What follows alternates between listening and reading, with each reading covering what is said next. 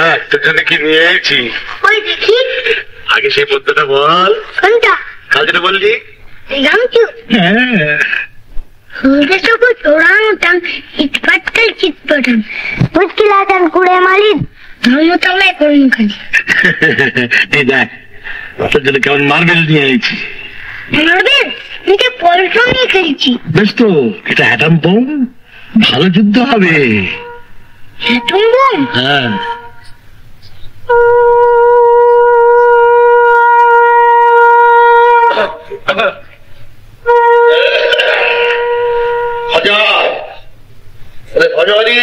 চাই কি?